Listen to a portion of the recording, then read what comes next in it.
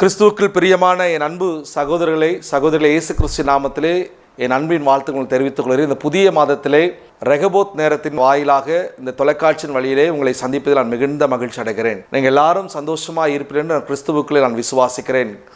கடந்த 8 மாதம் முழுவதும் நம்மளை கர்த்தர் கிருபையாய் காத்து இந்த 9வது மாதத்திலே அவருடைய பாதத்திலே வரும்படி, அவருடைய சமூகத்திலே வரும்படி கர்த்தர் நமக்கு கிருபை செய்திருக்கிறார்.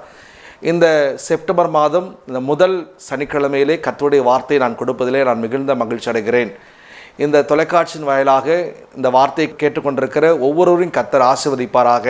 இந்த தொலைக்காட்சியிலே வாயிலாக இந்த வார்த்தை கேட்கும் பொழுது இந்த தொலைக்காட்சியின் அந்த பகுதியிலே உங்களுக்கு நம்முடைய சபை விலாசத்தையும் அதுக்கு மட்டுமல்ல என்னுடைய மொபைல் நம்பரும் அங்கே கொடுக்கப்படும். நீங்கள் ஃபோன் பண்ணி ஜெபம் பண்ணிக்கொள்ளலாம்.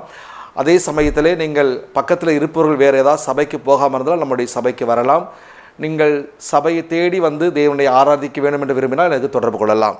கிறிஸ்துவுக்குள் பிரியமானவர்களே, இந்த நாளிலும் கர்த்தருடைய வார்த்தை என்னவென்றால் 1 நாளாகமம் 29ஆம் அதிகாரம் 12ஆம் வசனத்திலிருந்து நாம் தியானிக்க போகிறோம். 1 நாளாகமம் 29:12 எவரையும் மேன்மைப்படுத்தவும் பலப்படுத்தும் உம்முடைய கரத்தினால் ஆகும். ஹல்லேலூயா. எவரையும் மேன்மைப்படுத்தவும் பலப்படுத்தும் உம்முடைய கரத்தினால் ஆகும் என்ற வார்த்தையை கர்த்தர் கொடுத்திருக்கிறார். கர்த்தருடைய கரத்தினால் நம்மை மேன்மைப்படுத்தி நம்மை பலப்படுத்துகிறார் என்று எழுதப்பட்டிருக்கிறது. அவருடைய கரம் நம்மளை மேன்மைப்படுத்துகிறதாம், அவருடைய கரம் நம்மளை பலப்படுத்துகிறது என்று எழுதப்பட்டிருக்கிறது. அப்படின்னு சொன்னால் அவருடைய கரத்திலே பராக்கிரமுள்ள ஒரு வல்லமைகள் இருக்கிறது. அவர் கரத்தினாலே நமக்கு சகல நன்மைகளும் சௌந்தரிக்க முடியும். எந்த மனுஷனையும், எப்படியாப்பட்டவர்கள், படிப்புள்ளவர்கள், படிப்பு அற்றவர்கள், அல்லது அதற்கு இதுதான் தகுதி என்றல்ல, அவரை நோக்கி கூப்பிடுகிறவர்களை யாவரையும் அவருடைய கரம் பலப்படுத்தும், மேன்மைப்படுத்தும் என்று எழுதப்பட்டிருக்கிறது. இன்றைக்கு நீங்கள் ஒருவேளை என்னுடைய வாழ்க்கையில மேன்மை இல்லை, என்னுடைய வாழ்க்கையில இந்த பிரச்சனையோடு இருக்கிறேன் என்று சொல்லி நீங்கள் 8 மாதம் என் வாழ்க்கை கடந்து போய்விட்டது, இன்னும் எனக்கு நன்மை நடக்கவில்லை என்று சொல்லி நினைப்பேன் என்று சொன்னால், இந்த வார்த்தையின் வாயிலாக கர்த்தர் சொல்லுகிறார், எவரையும் மேன்மைப்படுத்தும், எவரையும் பலப்படுத்தும் என்ற வார்த்தையின்படி உங்களை மேன்மைப்படுத்தி, உங்களை பலப்படுத்தி இந்த மாதத்திலே ஒரு அதிசயத்தை உங்களுக்கு அவர் செய்ய அவர் வல்லவராக இருக்கிறார். ஏசாயா 41ஆம் அதிகாரம் 10ஆம் வசனம் இப்படியாய் சொல்லுகிறது, நான் உன் தேவன், நான் உன்னை பலப்படுத்தி உனக்கு சகாயம் பண்ணுவேன், என் நீதியின் வலக்கரத்தினால் உன்னை தாங்குவேன். நான் உன் தேவன் என்று எழுதப்பட்டிருக்கிறது. அது மாத்திரமல்ல, உன்னை பலப்படுத்தி உனக்கு சகாயம் செய்வேன், என் நீதியின் வலக்கரத்தினால் தாங்குவேன். தேவனுடைய நீதியின் வலக்கரம் நம்மளை தாங்குகிறதா இருக்கிறது, அதை நம்மை தாங்கி நம்மளை தப்புவிக்கிறதா இருக்கிறது. நீதி வலக்கரம் உங்களை தாங்குகிறபடினால் இந்த 8 மாதம் நீங்கள் கடந்து வந்தீர்கள். இந்த 9வது மாதத்திலும் கர்த்தர் உங்களுக்கு அந்த நீதி வலக்கரத்தினாலே ஒரு அதிசயத்தை உங்களுக்கு செய்ய அவர் வாஞ்சியா இருக்கிறார். ஆகவே நீங்கள் இந்த நாட்களில் கர்த்தர் சொல்ல எவரையும் மேன்மைப்படுத்தும், பலப்படுத்தும் அவருடைய கரத்தினால் ஆகும் என்று எழுதப்பட்ட வார்த்தையின்படி உங்களை மேன்மைப்படுத்த போகிறார். நீங்கள் ஒருவேளை எல்லாராலும் புறக்கணிக்கப்பட்டு தள்ளப்பட்டவர்களாக, எல்லாராலும் நிராகரிக்கப்பட்டவர்களாக இருக்கலாம். என் அன்பு சகோதரனே, சகோதரி, வாலிப பிள்ளைகளே, இந்த வார்த்தையை கேட்கிற இந்த தொலைக்காட்சியின் வாயிலாக கேட்டுக்கொண்டிருக்கும் பொழுது உங்களுக்கென்று வைத்திருக்க நன்மைகளை கர்த்தர் பரலோகத்தின் தேவன் உங்கள் தரப்போகிறார். நீங்கள் விசுவாசத்தோடு இந்த வார்த்தையை கேட்டுக்கொண்டிருங்கள். 1 நாளாகமம் 4ஆம் அதிகாரம் 10ஆம் வசனம் இப்படியாய் சொல்லுகிறது, யாபேசின் ஜெபம் என்று அங்கு எழுதப்பட்டிருக்கிறது. தேவரீர் என்னை ஆசீர்வதித்து என் எல்லையை பெரிதாக்கி உமது கரம் என்னோடு இருந்து தீங்கி என்னை துக்கப்படுத்த அதற்கு என்னை விலக்கி காத்துள்ளோம் என்று தேவனை நோக்கி அவன் வேண்டிக் கொண்டான். அவன் தேவனிடத்தில் எப்படி வேண்டும், ஆண்டவரே உம்முடைய கரம் என்னோடு இருக்கும் என்று சொன்னால் தீங்கி என்னை துக்கப்படுத்தாது. அப்படின்னா ஆண்டவருடைய கரம் நம்மோடு இருக்கும் என்று சொன்னால், ஆண்டவருடைய கரம் நம்மேல் அமரும் என்று சொன்னால், ஆண்டவருடைய கரம் நம்மை சூழ்ந்து கொள்ளும் என்று சொன்னால், இந்த உலகத்திலே வருகிற எல்லா தீங்கும் நம்மை விடுதலை பண்ணி அந்த தீங்கு நம்மளை தீட்டுப்படுத்தாதபடி, நம்மளை தொடாதபடிக்கு அந்த கரம் தாங்குமா. ஒருவேளை அநேகருடைய கரத்தை நம்பி நீங்கள் காத்து கொண்டிருக்கலாம். ஐயோ, இவர்களிடத்தில் இந்த கரம் நமக்கு உதவி செய்யும், இவர்கள் கையெழுத்து போட்டால் வேலை நடக்கும் என்று நீங்கள் எதிர்பார்த்து கொள்ளலாம். ஆனால் யாபேசுடைய ஜெபம், ஆண்டவர் உம்முடைய கரம், உம்முடைய கரம் என்று சொல்லி அவன் தேவனிடத்தில் வேண்டிக் கொள்கிறான். அப்படியாக நாம் தேவனிடத்தில் வேண்டிக் கொள்ளும் பொழுது, அவருடைய கரம் நம்மை தாங்கும் பொழுது, அவருடைய கரம் நம்மை சூழ்ந்து கொள்ளும் பொழுது நமக்கு எந்த தீங்கு வராதபடிக்கு அந்த கரம் நம்மளை என்ன பண்ணுமா, பாதுகாக்குமா. ஒருவேளை நீங்கள் அப்படியாக நீங்கள் ஜெபிப்பீர்கள் என்று சொன்னால், இன்றைக்கு அந்த கரத்தினாலே நீங்கள் ஒரு பெரிய மகிமையை, நீங்கள் ஒரு அற்புத அதிசயத்தை நீங்கள் காண்பீர்கள் என்பதிலே சந்தேகம் இல்லை. எஸ்ராவின் மேல் கர்த்தருடைய கரம் இருந்தது. எஸ்ராவின் புஸ்தகம் 7ஆம் அதிகாரம் 6ஆம் வசனம் இப்படியாய் சொல்லுகிறது, ஆண்டவருடைய சமூகத்தை அவன் இப்படியாய் சொல்கிறான், தேவனாகிய கர்த்தர் அருளிய மோசேயை நியாயப்பிரமாணத்தில் தேறின வேதபரனாக இருந்தான். அவனுடைய தேவனாகிய கர்த்தருடைய கரம் அவன் மேல் இருந்ததனால் அவன் கேட்ட எல்லாவற்றையும் ராஜா அவனுக்கு கொடுத்தான்.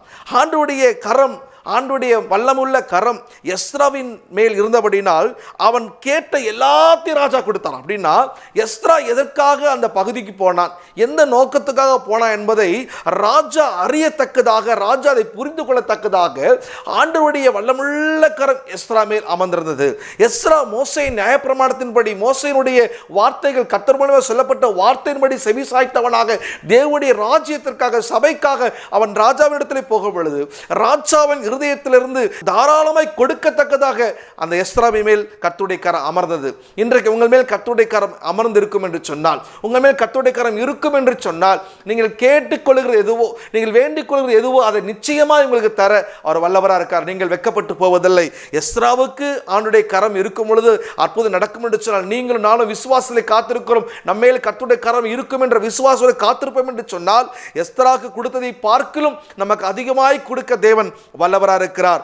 அது மாத்திரமல்ல, அந்த எஸ்ராவின் புஸ்தகம் 7ஆம் அதிகாரம் 9ஆம் வசனம் இப்படியே சொல்லுகிறது, தன் தேவனுடைய தயவுள்ள கரம் அவன் மேல் இருந்தபடினால் எருசலேமுக்கு அவன் வந்தான். தேவனுடைய தயவுள்ள கரம் எஸ்ரா மேல் இருந்தபடினால் அவன் எங்கே வந்து சேரணுமோ அங்கே கொண்டு வந்து எஸ்ராவை கத்த சேர்த்தார். அப்படின்னு சொன்னால், உங்கள் மேலும் என் மேலும் கர்த்தருடைய கரம் இருக்கும் என்று சொன்னால், நாம் எந்த பிரயாணத்தில் எங்கே போய் முடியணும், எங்கே போய் சேரணும், எங்கே போய் நிற்க வேண்டுமோ அந்த இடத்துல கொண்டு போய் கர்த்தர் சரியான நேரத்தில் நிறுத்த அவர் வல்லவராக இருக்கார். ஆகவே எவரையும் மேன்மைப்படுத்தும், பலப்படுத்தும் கர்த்தருடைய கரத்தினால் ஆகும். 7ஆம் அதிகாரம் 28ஆம் வசனத்தில் இப்படியே போடப்பட்டிருக்கிறது. எஸ்ரா மேல் அந்த கரம் எப்படி இருந்து பார்த்தீங்கன்னா, அப்படி என் தாசனாகிய கர்த்தருடைய கரம் என் மேல் இருந்ததினால் நான் திடன் கொண்டு இஸ்ரவேலின் தலைவரை என்னோடு கூட வரும்படி சேர்த்து கொண்டேன் என்று எழுதப்பட்டிருக்கு. அப்படின்னா அப்படியே என் தேவனாகிய கர்த்தருடைய கரம் மேல் இருந்தபடியினால், ஆண்டவருடைய கரம் இருந்தபடியினால் அவனுக்கென்று ஒரு தலைவர்களை, அவனுக்கென்று மூப்பர்களை அவன் சேர்த்து கொண்டு தேவனுடைய நாமத்தை அவன் உயர்த்தினான் என்று எழுதப்பட்டிருக்கிறது. அப்படின்னா உங்கள் மேல் கர்த்தருடைய கரம் இருக்கும் என்று சொன்னால், உங்களுக்கு எதிரான மனுஷர்கள், உங்களுக்கு எதிரான சூழ்ச்சிகள் எல்லாம் உங்களை விட்டு விலகி நல்ல நன்மையுள்ள மனுஷர்களும் தேவனுக்கு ஏதுவாக தேவனை துதிக்கத்தக்கதான நல்ல மூப்பர்களையும் மனுஷர்களையும் கர்த்தர் உங்களுக்கு தந்து உங்கள் தலையை உயர்த்துவேன் என்று அங்கே எழுதப்பட்டிருக்கிறது. கிறிஸ்துவுக்குள் பிரியமானவர்களே, எவரையும் மேன்மைப்படுத்தும், எவரையும் பலப்படுத்தும் கர்த்தராலே ஆகும். இன்றைக்கு அவர் கரத்தினால் ஆகும். உங்களை மேன்மைப்படுத்தக்கூடியவர் சர்வ வல்லவர். உங்களை மேன்மைப்படுத்தக்கூடிய தேவன் சாதாரணமானவர் கிடையாது. அவருடைய கரத்தை நோக்கி காத்திருப்போம். அவர் கரத்தினாலே நீங்கள் அற்புதத்தை காணும் பொழுது, அவர் கரத்தினால் நீங்கள் சகலவற்றை நீங்கள் சுதந்திரிக்க முடியும். நீங்கள் வெட்கப்பட்டு போவதில்லை. கிறிஸ்துவுக்குள் பிரியமானவர்களே, கர்த்தருடைய கரம் எப்படியாப்பட்டது என்பது ஒரு 5 காரியத்தை உங்களுக்கு சாதாரணமாய் உங்களுக்கு புரியுற மாதிரி நான் சொல்லிட்டு நான் முடிக்க விரும்புகிறேன். கர்த்தருடைய கரம் நம்மை ரட்சிக்கும் கரம் என்று எழுதப்பட்டிருக்கிறது. சங்கீதங்கள் புஸ்தகம் 144ஆம் சங்கீதம் 7ஆம் வசனம் இப்படியா சொல்லுகிறது, உயரத்தில் உமது கரத்தை நீட்டி ஜலப்பிரயத்துக்கு என்னை நீங்களாக்கி ரட்சியும். உயரத்திலிருந்து உம்முடைய கரத்தை நீட்டி ஜலப்பிரயத்திலிருந்து என்னை விலக்கி ரட்சியும் என்று தாவீது இப்படியாய் சொல்லுகிறதை பார்க்க முடியும். உயரத்தில் இருக்கிற அந்த வல்லமுள்ள கரம், பூமியில் இருக்கிற தாழ்வான பூமியில் இருக்கிற இந்த ஜலப்பிராயம் என்னை மேற்கொள்ளாதபடிக்கு, என்னை அழித்து போடாதபடிக்கு உம்முடைய உயரமுள்ள கரம் வந்து என்னை ரட்சிக்கும் என்று சொல்லி இந்த ரட்சிப்புக்காக, விடுதலைக்காக தாவீது கேட்கிறதை பார்க்க முடியும். ஒருவேளை இன்றைக்கு ஆண்டவருடைய கரம் உங்களை ரட்சிக்கக்கூடிய ஒரு கரமாக முதலாவது உங்களுக்கு இடத்துல கடந்து வரப்போகிறது. நீங்கள் கட்டுண்டவர்களாக உங்கள் வாழ்க்கையில விடுதலையே இல்லை என்று சொல்லி நீங்கள் போராடி கொண்டிருக்கலாம். ஆண்டவர் இன்றைக்கு சொல்லுகிறார், உங்களை பார்த்து அவருடைய கரம், வல்லமுள்ள கரம் மேலிருந்து இறங்கி வந்து உங்களை விடுவிக்க போகிறது. உங்களுடைய கட்டுகளை அவிழ்க்க போகிறது. நீங்கள் எதிர்பார்த்திருக்கிற நல்ல முடிவுகளை அதை கொடுக்க போகிறது. உங்களை சுற்றில் இருக்கிற சாத்தானின் கிரியைகளை அந்த கரம் வந்து அழிக்க போகிறது. ஜலப்பிராயத்திலிருந்து என்னை நீங்களாக்கி ரட்சியும் என்று தாவீது கூப்பிடும்போது, ஜலப்பிராயம் போல புறப்பட்டு வருகிற, பெரும் வெள்ளத்தை போல புறப்பட்டு வருகிற இன்னல்கள், துன்பங்களிலிருந்து உங்களை ரட்சிக்கக்கூடிய ஒரு கரம் உங்களோடு கூட இருக்கிறது. நீங்கள் மறந்து போக வேண்டாம், நீங்கள் திகைக்க வேண்டாம். அந்த கரத்தினாலே உங்களுக்கு பெரிய ரட்சிப்பு உண்டு. கர்த்தர் உங்களை விடுதலை செய்ய போகிறார். ஹல்லேலூயா. இரண்டாவதாக அவருடைய கரம் என்ன பண்ணுகிறது என்றால், கர்த்தருடைய கரம் பராக்கிரமம் செய்யும் கரம் என்று எழுதப்பட்டிருக்கிறது. கர்த்தருடைய கரம் பராக்கிரமம் செய்யும் கரம். பராக்கிரம் என்றால் என்ன? வல்லமையான கிரியைகளை செய்வது, செய்து முடித்தது, அது செய்ய போகிறது என்று அர்த்தமாம். அது மாத்திரமல்ல, சங்கீதம் முடியா சொல்ல, உமக்கு வல்லமுள்ள புயமா இருக்கிறது, உம்முடைய கரம் பராக்கிரம் உள்ளது, உம்முடைய வலது கரம் என்னை உன்னதமானதாக இருக்கிறது என்று எழுதப்பட்டிருக்கிறது. அவருடைய கரம் வல்லமுள்ள கரம் என்று எழுதப்பட்டிருக்கிறது. அது மாத்திரமல்ல, உம்முடைய கரம் பராக்கிரம் உள்ளது. அவருடைய கரம் எப்படிப்பட்டது? பராக்கிரம் உள்ளது. ஆகவே கர்த்தருடைய கரம் பராக்கிரம் உள்ள கரமாய் கடந்து வரும் பொழுது அந்த கரத்தினாலே நீங்கள் எதையும் செய்ய முடியும். எந்த விஷயத்தை நீங்கள் மேற்கொள்ள முடியும். உலகத்தில் இருக்கிற எந்த பலவானுடைய காரியங்கள் குறித்து நீங்கள் பயப்படலாம், எந்த பிரச்சனை குறித்து பயப்படலாம். ஆனால் உங்களுக்காக ஒரு பராக்கிரம் உள்ள கரம் இருக்கிறது, உங்களுக்காக யுத்தம் செய்கிற ஒரு பராக்கிரம் உள்ள கரம் இருக்கிறது. நீங்கள் சும்மா இருந்து தேவனை நோக்கி நீங்கள் காத்திருக்கும் பொழுது தேவன் உங்களுக்கு பராக்கிரம் உள்ளவராக இறங்கி வந்து அந்த புயத்தினாலே உங்களுக்கு ஒரு அற்புதத்தை செய்ய அவர் வல்லமுள்ள தேவனாக இருக்கிறார். கிறிஸ்துவுக்குள் பிரியமானவர்களே, பராக்கிரம் உள்ள கரம் எதையும் செய்து முடித்துவிடும். எந்த விஷயத்தை செய்து முடித்தும் உங்களுக்கு அது பெரிதாய் தோணலாம், உங்களுக்கு அது ஐயோ மலை போல ஒரு பிரச்சனையா இருக்கலாம். ஆனால் பராக்கிரம் உள்ள கரம் வரும் பொழுது அது பனி போல மாறும், அது உங்களுக்காக யுத்தம் பண்ணும் என்று எழுதப்பட்டிருக்கிறது. மூன்றாவது ஒரு கரத்தை பார்க்கும் பொழுது கர்த்தருடைய கரம் நமக்கு துணை நிற்கும் கரம் என்று எழுதப்பட்டிருக்கு. ஹல்லேலூயா. கர்த்தருடைய கரம் துணை நிற்கும் கரம். சங்கீதம் 119 சங்கீதம் 173 வசனத்தை இப்படியே எழுதப்பட்டிருக்கிறது.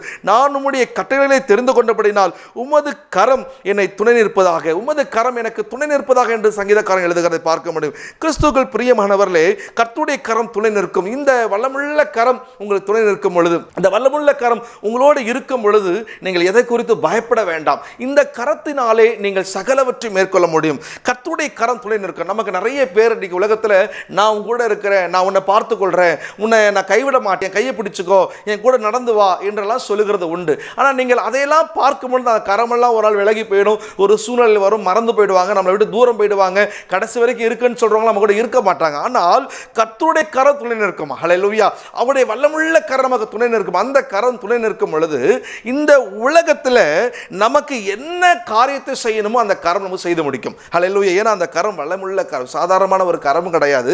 அந்த கரம் எப்படியாப்பட்டதுன்னா துணை நிற்கிற கரம். நான் நிறைய இடங்களுக்கு போகும்போது சொல்லுவது உண்டு, நீங்கள் கர்த்தருடைய கரத்தை நோக்கி பாருங்க. ஏனால் அந்த கரத்தில் தான் வல்லமை வரும். அந்த கரம் நமக்காக இன்றைக்கும் பரிதபித்துக் கொண்டிருக்கு. நம்ம கூப்பிடுவோமா, நமக்கு உதவி செய்யலாம் என்று பரிதபித்துக் கொண்டிருக்கு.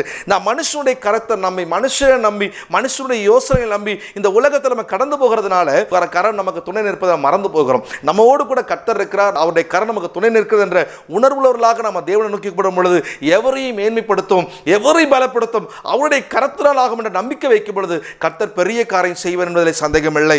ஹல்லேலூயா. நான்காவது, கர்த்தருடைய கரம் நம்மை ஆசீர்வதிக்கிற ஒரு கரம் என்று எழுதப்பட்டிருக்கிறது. நான்காவது, கர்த்தருடைய கரம் ஆசீர்வதிக்கிற கரம். லூக்கா சுவிசேஷம் 9:16-17 இப்படியா சொல்லுகிறது. அப்பொழுது அவர் அந்த 5 அப்பங்களையும் அந்த 2 மீன்களும் எடுத்து வானத்தை அண்ணாந்து பார்த்து அவளை ஆசீர்வதித்து பிட்டு ஜனங்களுக்கு முன் வைக்கும்படி சீசரிடத்திலே கொண்டு வந்தார்கள். எல்லோரும் சாப்பிட்டு திருப்தி அடைந்து மீதியான துணிக்களை 12 கூட நிறைய எடுத்தார்கள். ஹல்லேலூயா. அந்த கரம் எப்படியாப்பட்டது பாருங்க, ஆசீர்வதிக்கிற ஒரு கரம். அந்த கரம் எப்படியாப்பட்டது? ஆசீர்வதிக்கிற கரம். அந்த கரத்தினாலே எல்லாவற்றையும் செய்ய முடியும். ஏற்கனவே உங்களுக்கு சொல்லியிருக்கிறேன். அந்த கரம் பாருங்க, 5 அப்பம் 2 மீன்களை அங்க கொண்டு வந்து கொடுத்த பிறகு எல்லாரும் சாப்பிட்டு மீதம் 12 கூட எடுக்கும்படிக்கு கர்த்தர் கிருபை செய்கிறார். அப்படின்னா அவர் வாங்கி அப்படியே கொடுக்கவில்லை, அதை வாங்கி ஆசீர்வதித்து ஜெபித்து அவர் எல்லாருக்கும் கொடுக்கும் பொழுது எல்லாரும் சாப்பிடுறாங்க. எல்லாரும் சாப்பிட்டு வயிறார சாப்பிடுறாங்க, திருப்தியா சாப்பிடுறாங்க. அந்த கரம் ஆசீர்வதித்தபடினால் அந்த 5 அப்பம் 2 மீன்கள் பெருகி கொண்டே இருக்கிறது. அந்த 5 அப்பம் 2 மீன்கள் பெருகி கொண்டே இருக்கிறது. சீஷர்கள் கொடுக்க ஜனங்கள் வாங்க, சீஷர்கள் கொடுக்க ஜனங்கள் வாங்க, எல்லாம் எவ்வளவு வேணுமோ சாப்பிட்டு அவர்கள் மீதம் 12 துணிக்கு கூடைகள் எடுப்பதை பார்க்க முடியும். கிறிஸ்துக்கள் பிரியமானவர்களே, ஒருவேளை கர்த்தருடைய கரம் உங்க வீட்டில் இருக்கும் என்று சொன்னால் இன்றைக்கு இந்த வார்த்தையை கேட்கும் பொழுது உங்க வீட்டில் இருக்கிற தரித்திரம் நீங்கும், உங்களுடைய வாழ்க்கையில் இருக்கிற பிரச்சனைகள், கடன் பாரங்கள் நீங்கும். ஆண்டவரே, என்னுடைய வருமானத்தை நீ உம்முடைய கரத்தால் ஆசீர்வதியும், என்னுடைய தொழிலை உம்முடைய கரத்தால் ஆசீர்வதியும், என்னுடைய ஊழியத்தை உம்முடைய கரத்தால் ஆசீர்வதியும் என்று சொல்லி நீங்கள் ஆண்டவர்கிட்ட கேட்கும் பொழுது ஆண்டவர் அதை தொட்டு ஆசீர்வதிப்பார். உங்களுடைய எல்லா நெருக்கங்கள், பாரங்கள், சுமைகள் உங்களை விட்டு விலகி போகும். அந்த கரத்துக்காக நீங்க காத்திருக்க வேண்டும், அந்த கரத்தை நோக்கி நீங்கள் அமர்ந்திருக்கணும், அந்த கரத்திலே நன்மை உங்களுக்கு கிடைக்கும் என்று எழுதப்பட்டிருக்கிறது. அநேக நேரங்களில் அந்த கரத்தை நாம் மறந்து போய் விடுகிறோம். மனுஷனுடைய கரங்களை நாம் சார்ந்திருப்பதனால அந்த கரத்தை மறந்து விடுகிறோம். ஊழியத்தின் பாதிலே எல்லா காரியத்தையும் சமூகத்தில் வைத்து ஜெபிப்பேன், எந்த விஷயமா அவருக்கு சமூகத்தில் ஜெபிப்பேன், ஒன்றுமே இல்லாமல் நான் வியாசர்படி பகுதிக்கு புறப்பட்டு போகிறேன். இன்றைக்கு ஆண்டவருடைய கரம் என்னை மிகவும் திரளாக என்னை ஆசை வைத்திருக்கு. நான் அடிக்கடிக்கு சொல்வேன், ஒரு பேக் ஒரு பைபிளோடு போனேன், இன்னைக்கு அவருடைய கரம் என்னை ஆசை வைத்திருக்கேன்னு சொல்வேன். கிறிஸ்துவுக்குள் பிரியமானவர்களே, நான் விசுவாசத்தோடு நீங்கள் நம்பிக்கையோடு நீங்கள் இந்த வார்த்தையை கேட்கும் பொழுது, ஆண்டவரே நீர் என்னை ஆசீர்வதிக்க வேண்டும், உம்முடைய கரம் எனக்கு வேண்டும் என்று கேட்கும் பொழுது நிச்சயமாக கர்த்தர் உங்களுக்கு ஒரு பெரிய அற்புதத்தை செய்ய அவரால் முடியும். ஏனால் எவரையும் மேன்மைப்படுத்தும் பலப்படுத்தும் உம்முடைய கரத்தினால் ஆகும் என்று எழுதப்பட்டிருக்கிறது. எவரையும் மேன்மைப்படுத்தும், எந்த மனுஷனாக இருந்தாலும் சரி, எந்த தகுதியே இல்லை அவர்களுக்கு, இவர்களுக்கு இந்த காரியம் நடக்க இது பொறுப்பானது அல்ல என்று மற்றவர்கள் நினைக்கலாம். ஆனால் ஆண்டவருடைய பார்வையில் இந்த வார்த்தை கேட்கிற நீங்கள் விலையேற பெற்றவர்கள், உங்களை அவர் மேன்மைப்படுத்த அவர் வல்லமுள்ள தேவனாக இருக்கிறார். ஹல்லேலூயா. ஐந்தாவது கரத்தை பார்த்து நாம் தியானிக்க போகிறோம். ஐந்தாவது கரம் கர்த்தருடைய கரம், நம்மை சுகமாக்குற ஒரு கரம் என்று எழுதப்பட்டிருக்கிறது. கர்த்தருடைய கரம் நம்மை சுகமாக்குற கரம். லூக்கா 5ஆம் அதிகாரம் 13ஆம் வசனத்தை நாம் பார்க்கும் பொழுது, அவர் தமது கரத்தை நீட்டி அவளை தொட்டு எனக்கு சித்தம் உண்டு சுத்தமாக என்றார். உடனே குஷ்டரோகமான விட்டு நீங்கிற்று. ஹல்லேலூயா. ஆண்டவராகிய கர்த்தருடைய சமூகத்தில் இந்த குஷ்டரோகி ஒருவர் வருகிறதை பார்க்க முடியும். ஆண்டவர் தம்முடைய வல்லமுள்ள கரத்தை நீட்டி தொட்டு சுகமாக்குறதை பார்க்க முடியும். கிறிஸ்துவுக்குள் பிரியமானவர்களே, குஷ்டரோகங்களை சுகமாக்குற தேவன், குஷ்டரோகத்தை முற்றிலுமா நீக்கின ஒரு தேவன். உங்களுக்கு எந்த வியாதி இருந்தாலும், எந்த பிரச்சனை இருந்தாலும், எந்த பலவீனம் இருந்தாலும் இன்றைக்கு உங்களை சுகமாக்க அவரால் முடியும் என்பதை நீங்கள் விசுவாசிக்க வேண்டும். ஹல்லேலூயா. ஏனென்று சொன்னால் அந்த பெரிய வியாதியை சுகமாக்க அவருடைய கரம் போதுமானதாக இருந்து, அந்த பெரிய வியாதியை சுகமாக்க அந்த கரம் வல்லமுள்ளதாக இருந்து, அந்த பெரிய வியாதியை நீக்க அந்த கரம் தேவனிடத்திலிருந்து புறப்பட்டு வந்தது போல இன்றைக்கு எந்த வியாதியோடு, எந்த பிரச்சனையோடு இன்றைக்கு இந்த நிலை இருக்கு என்று நீங்கள் அழுது கொண்டிருக்கலாம், தேவன் உங்களை சுகமாக்க அவர் வல்லமுள்ள தேவனாக இருக்கிறார். ஹல்லேலூயா. அது மாத்திரமல்ல, லூக்கா 13:13 வாசிக்கும் பொழுது அவள் மேல் தமது கையை வைத்தார், உடனே அவள் நிமிர்ந்து தேவனை மகிமைப்படுத்தலாம் என்று பார்க்க முடியும். அந்த 18 வருஷம் கூனி நிமிரக்கூடாதபடி இருந்தால், அவர் நிமிரக்கூட முடியல என்று சொன்னால் அவளை மாற்றும் ஏன் ஆண்டவர் கூப்பிட்டு தொடுகிறார் என்று பார்த்தால், அவளால் நிமிர்ந்து எந்த வேலையும் செய்ய முடியாது, ஒழுங்காக ட்ரெஸ் பண்ணிக்க முடியாது, அவள் ஒழுங்காக குளித்திருக்க மாட்டார், நாற்றம் அடித்தவளாக இருந்திருப்பாள், எல்லாருடைய பார்வையில விளக்கப்பட்டு இருந்திருப்பாள். ஆனால் ஆண்டவர் அவளை மட்டும் கூப்பிட்டு அழகாக தொட்டு சுகமாக்குறார் என்று சொன்னால், எவ்விதத்தில் மனுஷலா புறக்கணிக்கப்பட்டு தள்ளப்பட்ட யாரா இருந்தாலும் ஆண்டவராகிய தேவன் கைவிடவே மாட்டார். அவளை கூப்பிட்டு தொட்டு சுகமாக்கி அவள் நிமிர முடியாமல் இருந்தால் நிமிர பண்ணின கர்த்தர் சொல்கிறார், இன்றைக்கு நீங்கள் நிமிர முடியாத பிரச்சனை உங்களோடு போராடி கொண்டிருக்கலாம், நிமிர முடியாத ஒரு உபத்திரங்களோடு போராடி கொண்டிருக்கலாம். ஐயோ, இனி நான் நிமிரவே முடியாது, என் நெருக்கங்கள் என் மேல் சுமந்து கொண்டு வந்து விட்டது, என்னை பயங்கரமாய் அழித்து கொண்டு நினைக்கலாம். ஆனால் ஆண்டவராகி கர்த்தர் சொல்லுகிறார், அந்த சுமையிலிருந்து, அந்த நிமிரக்கூடாத பிரச்சனையிலிருந்து உங்களை நிமிர பண்ணி தேவனை நீங்க மகிமைப்படுத்தும்படியாய் கர்த்தர் உங்களுக்கு அதிசயங்களை இன்றைக்கு செய்ய போகிறார். எவரையும் மேன்மைப்படுத்தும், எவரையும் பலப்படுத்தும் கர்த்தராலே ஆகும், அவருடைய கரத்தினால் ஆகும். குஷ்டரோகியை சுகமாக்குற தேவன், கூனியை நிமிர பண்ணின தேவன், இந்த வளமுள்ள தேவனுடைய கரம் இன்றைக்கு உங்களையும் சுகமாக்கும், உங்களையும் அவர் நிமிர பண்ணுவார். மனுஷனால் புறக்கணிக்கப்பட்டவர் தான், உலகத்தால் புறக்கணிக்கப்பட்டவர் தான் இந்த குஷ்டரோகி, எல்லாராலும் உறவுகளாலே நிந்திக்கப்பட்டவள் தான் இந்த கூனி. ஆனால் தேவன் அவளை மறக்கவில்லை, அவனையும் மறக்கவில்லை. இன்றைக்கு ஒருவேளை என்னை எல்லாரும் மறந்துட்டாங்க, எல்லாரும் என்னை புறக்கணிச்சுட்டாங்க நினைக்கலாம். ஆண்டவர் சொல்கிறாரு, நான் உன்னை மேன்மைப்படுத்துவேன், நான் உன்னை பலப்படுத்துவேன், என்னுடைய கரம் உனக்கு வல்லமை செய்யும், என்னுடைய கரத்தினால் உனக்கு எல்லாம் ஆகும். இந்த 1 நாளாகவும் 29:12 வசனத்தின் மேல் பகுதியை பார்க்கும் பொழுது ஐஸ்வர்யமும் கனமும் உம்மாலே வருகிறது என்று சொல்லி அங்கே எழுதப்பட்டிருக்கிறது. அப்படின்னு சொன்னால் இந்த உலகத்தினுடைய சம்பத்துக்கள் எல்லாம் எங்கிருந்து வருகிறது? இந்த உலகத்தின் ஆசீர்வாதம் எங்கிருந்து வருகிறது? கர்த்தரிடத்தில் வருகிறது. நம்முடைய பிரயாசம், நம்முடைய முயற்சிகளாலே எதை நாம் பெற்றுக்கொள்ள முடியாது. கர்த்தருடைய கரத்தினால தான் எல்லாம் கிடைக்கும், கர்த்தருடைய வல்லமையினால் தான் நமக்கு கிடைக்கும். நாம் அதை உணரும் பொழுது தான் நமக்கு ஆசீர்வாதம் கிடைக்கும். எனக்கு கிறிஸ்துவுக்குள் பிரியமானவர்களே, ஆண்டவராகிய கர்த்தர் இன்றைக்கு நம்மோடு பேசி கொண்டிருக்கிறார். இந்த வார்த்தையை கேட்கும் பொழுது ஒருவேளை நீங்கள் ஒரு விதமான சூழ்நிலையில் நீங்கள் தள்ளப்பட்டிருக்கலாம், ஒரு விதமான நெருக்கடியில் நீங்கள் இருக்கலாம், ஏதோ ஒரு பிரச்சனை உங்களை சூழ்ந்திருக்கலாம். உங்கள் மகனை குறித்து, ஐயோ என் மகனுக்கு இந்த வேலை இன்னும் கன்ஃபார்ம் ஆகலை என்று நீங்கள் நினைக்கலாம். என்னுடைய கணவருக்கு சரியான தொழிலில் அமர்ந்து உட்கார்ந்து செய்வதற்கான நிலை இல்லை, ஒரு ஆஃபீஸ் போட முடியல நினைக்கலாம். ஆனால் ஆண்டவரால் எல்லாம் முடியும். ஆண்டவருடைய கரத்தை நோக்கி பாருங்க, அவருடைய கரத்தின் மேல் நீங்கள் நம்பிக்கை வைங்க. அவர் உங்களுக்கு செய்வேன் என்று சொன்ன வாக்குத்தத்தின் மேல் நம்பிக்கை வைங்க. நிச்சயமாக அவர் செய்ய வல்லவராக இருக்கிறார். எந்த மனுஷனை மேன்மைப்படுத்த அவரால் முடியும், எந்த மனுஷனையும். அவர்களுக்கு ஆண்டவருடைய பார்வையில் நீங்கள் படித்தவர்கள், படிக்காதவர்கள், நீங்கள் உயர்ந்தவர்கள், தாழ்ந்தவர்கள் என்றெல்லாம் அர்த்தம் அல்ல. அவர் எல்லாரும் சமமானவர்கள். அவருடைய பார்வையில் எல்லாரும் கனமுள்ளவர்கள். அவருடைய பார்வையில் எல்லாரும் விலையேற பெற்றவர்கள். ஆகவே நீங்கள் ஆண்டவரை நோக்கி பார்க்கும் பொழுது அந்த கரம் வல்லமுள்ள நாமத்தை மகிமைப்படுத்த, அந்த கரத்தினால் நீங்கள் அற்புதத்தை நீங்கள் காண்பீர்கள். அந்த கரம் உங்களுக்கு ஒரு பெரிய மாற்றத்தை கொடுக்கும். நான் 5 கரத்தை கொடுத்து சொன்ன முதலாவது ஒரு கரம் என்ன கரம்னு பார்த்தீங்கன்னா, அந்த கரத்தினாலே உங்களுக்கு என்ன கிடைக்கும் அப்படின்னு பார்த்தீங்கன்னா, ஆண்டவர் சொல்கிற ஒரு நாம முதலாவது கர்த்தருடைய கரம், நம்ம ரட்சிக்கும் கரம், கர்த்தருடைய ரட்சிக்க கரம். 2வது ஒரு கரம் பார்த்தீங்கன்னா பராக்கிரமம் செய்யும் ஒரு கரம், பராக்கிரமம் செய்யும் கரம். 3வது அவருடைய கரம் நமக்கு துணை நிற்கிற ஒரு கரம். 4வது ஒரு கரம் நம்மை ஆசீர்வதிக்கிற ஒரு கரம். 5வது கரம் நம்மை சுகமாக்குற கரம். எனக்கு கிறிஸ்துவுக்குள் பிரியமான இந்த கரம் சாதாரணமானது கிடையவே கிடையாது. இன்றைக்கு நிறைய பரிசுத்தவான்கள் என்னை முதற்கொண்டு ஊழியக்காரர்கள் எந்த நம்பிக்கையின் பேரிலே விசுவாசிகள் கைகளை வைத்து ஜெபிக்கிறாங்க தெரியுமா? இந்த கைகள் வைக்கும் போது அவர்களுக்குள்ள ஒரு நம்பிக்கை, இது கிறிஸ்துவின் கரமாய் மாற வேண்டும். இவர்கள் ஜெபிக்கும் பொழுது அந்த விசுவாசத்தை வைத்தோடு ஜெபிப்பார்கள். அந்த விசுவாசிகள் ஐயோ இந்த கரம் பட்டா எனக்கு சுகமாகும் என்று அநேகரை தேடி போவது உண்டு. அவருடைய விசுவாசம் கரத்தின் மேல் அல்ல, ஊழியக்காரன் அல்ல.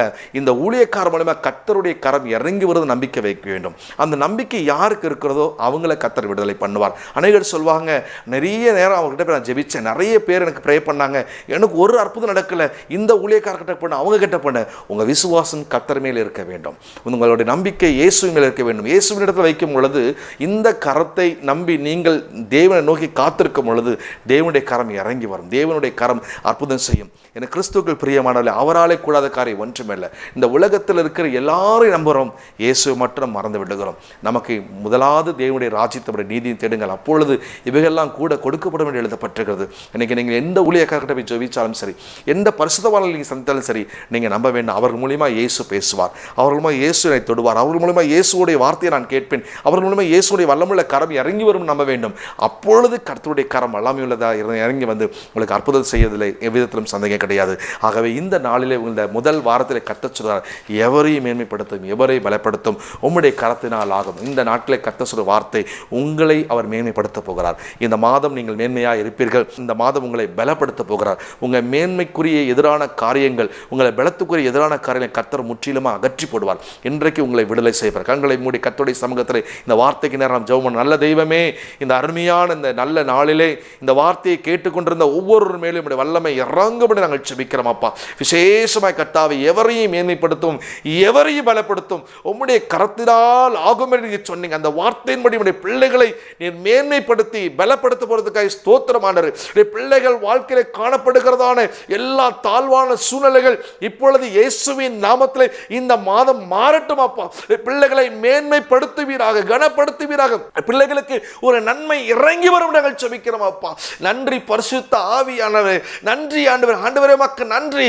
என் அன்பு சகோதரனே, தற்கொலைக்காக யோசனை பண்ணி கொண்டிருக்கிறார். இனி என் பிசினஸ் மேல வராது, என் பிசினஸ் மேல வராது என்று சொல்லி தற்கொலை எண்ணத்தோடு யோசனை பண்ணி கொண்டிருக்கிறார். என் அன்பு வாலிபனே, கர்த்தர் சொல்லுகிறார், இன்றைக்கு உனக்கு ஒரு வார்த்தை வருகிறது. உன் பிசினஸ்ல ஒரு பெரிய மாற்றத்தை நான் கொடுக்க போகிறேன். உன் பிசினஸ்ல பெரிய மேன்மையை நான் கொடுக்க போகிறேன். ஆண்டவராகிய தேவனை நோக்கி நீ காத்து கொண்டிருக்கிறார். உன் தகப்பன் தாய் உன்னை குறித்து பயங்கரமாய் அழுது புலம்பிக் கொண்டு ஜெபித்துக் கொண்டிருக்கிறது வேளையிலே கர்த்தர் சொல்லுகிறார், உன்னுடைய தொழிலில் ஒரு பெரிய மாற்றம் வரப்போகிறது, ஒரு பெரிய மாற்றம் வரப்போகிறது. நன்றி பரிசுத்த ஆவியானவரே.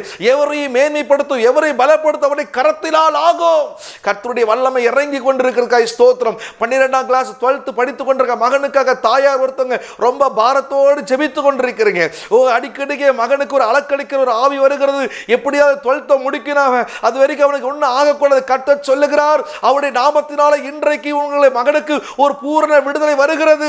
ரட்சிக்கிற கரம் இறங்கி இருக்கிறது, சுகமளிக்கிற கரம் இறங்கி இருக்கிறது, தேவனுடைய வல்லமுள்ள கரம் இறங்கி இருக்கிறது. அது பராக்கிரமம் செய்யும் என்ற வார்த்தைக்காய் ஸ்தோத்திரிக்கிறோம் அப்பா. அது பராக்கிரமம் செய்யும் என்ற வார்த்தைக்காய் ஸ்தோத்திரிக்கிறோம் ஆண்டவரே. ஆண்டவரே, இந்த செய்தியை கேட்டுக்கொண்டிருக்க ஒவ்வொரு மேலும் வல்லமை இறங்கும்படி எங்கள் ஜெபிக்கிறோம் அப்பா. இப்படி பிள்ளைகளுடைய வாழ்க்கையில கட்டுகள் அவிழ்க்கப்படுவதாக, குடும்பத்திற்கு கட்டுகள் அவிழ்க்கப்படுவதாக, வியாபாரத்துக்கு கட்டுகள் அவிழ்க்கப்படுவதாக, தொழில் நஷ்டங்களை கொண்டு வர கட்டுகள் அவிழ்க்கப்படுவதாக. இயேசுவின் நாமத்தினாலே வேளையில ஒரு உயர்ந்த ஸ்தானத்தை கர்த்தர் கொடுப்பீராக.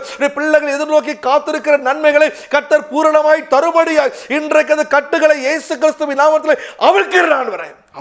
கர்த்தருடைய வல்லமுள்ள கரம் இறங்கட்டும். எவரையும் மேன்மைப்படுத்தும், பலப்படுத்தும் கரத்தினால் ஆகும் என்று சொன்னீங்க. அந்த வார்த்தை அப்படி நிறைவேறட்டும். இந்த செய்தியின் வாயிலாக கேட்டுக்கொண்ட ஒவ்வொரு பிள்ளைகளையும் நீ ரட்சிக்கும் நாங்கள் ஜெபிக்கிறோம் அப்பா. எவரையும் மேன்மைப்படுத்த ஆண்டவரே, உம்முடைய பார்வையிலே ஆண்டவர் கிறிஸ்தவர்கள், இந்து, முஸ்லீம், மற்ற மதத்தாரர்கள் ஆண்டவரே, இந்த செய்தியை வார்த்தையை விசுவாசிக்கிற அத்தனை பேர் மூலம் அந்த வல்லமை கடந்து வரட்டும் அப்பா. எல்லாருக்கும் தெய்வமா இருக்கிற ஆண்டவரே, உம்முடைய நாமம் மகிமைப்படும்படியாய் எல்லாரையும் ரட்சிப்பீராக சுவாமி. உம்முடைய பிள்ளைகள் மேல் வல்லமை இறங்கி வரட்டும். பிள்ளைகளுக்கு எதிரான எல்லா விதமான தடைகளை கர்த்தர் எடுத்துப்படும் நாங்கள் ஜெபிக்கிறோம். இந்த வார்த்தை நிறைவேறட்டும். எவரை மேன்மைப்படுத்தி பலப்படுத்தும் கரத்தினால் ஆகும் என்ற வார்த்தைப்படி பிள்ளைகளை உள்ளத்தின் ஆழத்தில் ஆசீர்வதிக்கிறேன். உம்முடைய சமூக பிள்ளைகள் நடத்தும்படி ஜெபிக்கிறேன். இயேசு கிறிஸ்துவின் நாமத்தில் ஜெபிக்கிறேன் நல்ல பிதாவே, ஆமென். God bless you.